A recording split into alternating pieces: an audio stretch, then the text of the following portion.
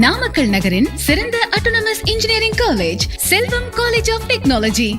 செஞ்சியில் திடீர் கனமழையால் செஞ்சி ஒழுங்குமுறை விற்பனை கூடத்திற்கு விவசாயிகள் கொண்டு வந்த நெல் மூட்டைகள் மழையில் நனைந்து சேதமாகியுள்ளன.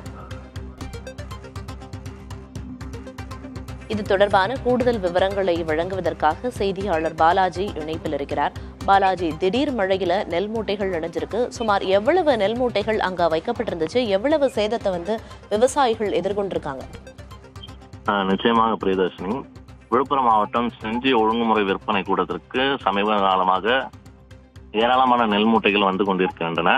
இந்நிலையில் செஞ்சி அரசு ஒழுங்குமுறை விற்பனை கூடத்திற்கு நேற்று இரவு மட்டும் விற்பனைக்காக 10,000க்கும் மேற்பட்ட நெல் மூட்டைகள் கமிட்டிக்கு வந்தது. அதுல மேலும் கொண்டு வந்த 10,000 நெல் மூட்டைகள்ல 6,000 நெல் மூட்டைகள் மட்டுமே குடோனில் வைக்கப்பட்டது. இட வசதி இல்லாத காரணத்தால் 4,000 நெல் மூட்டைகள் திறந்த வெளியிலேயே வைக்கப்பட்டிருந்தது.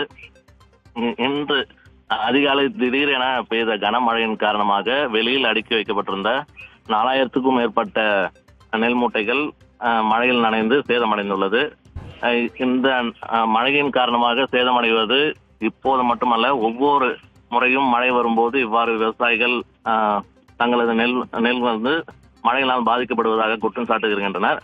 இது குறித்து பல முறை மாவட்ட ஆட்சியரிடமும் துறை சார்ந்த அதிகாரிகளிடம் கோரிக்கை வைத்தும் இதுவரை எந்த ஒரு போதிய இடவசதி ஏற்படுத்தி தரவில்லை என்றும் விவசாயிகள் கோரிக்கை குற்றச்சாட்டு வைக்கின்றனர். பிரியதர்ஷினி, உடனடியாக மாவட்ட ஆட்சியர் நேரில் ஆய்வு செய்து உரிய இடவசதி ஏற்படுத்தி தர வேண்டும் எனவும் விவசாயிகள் கோரிக்கை வைத்துள்ளனர். பிரியதர்ஷினி, இடவசதி இல்லை அப்படிங்கறத குறிப்பிட்டு பல முறை கோரிக்கை முன்வைக்கப்பட்டிருக்கு விவசாயிகள் தரப்புல. இந்த நிலையில இப்ப திடீர் மழையால அங்க இருக்கக்கூடிய நெல் மூட்டைகள் நனைஞ்சு விவசாயிகளுக்கு பெரும் சேதம் ஏற்பட்டிருக்கு அப்படின்னு குறிப்பிட்டீங்க.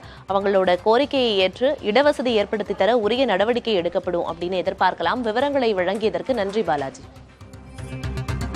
நாமக்கல் நகரின் சிறந்த autonomous engineering college Selvam college of technology.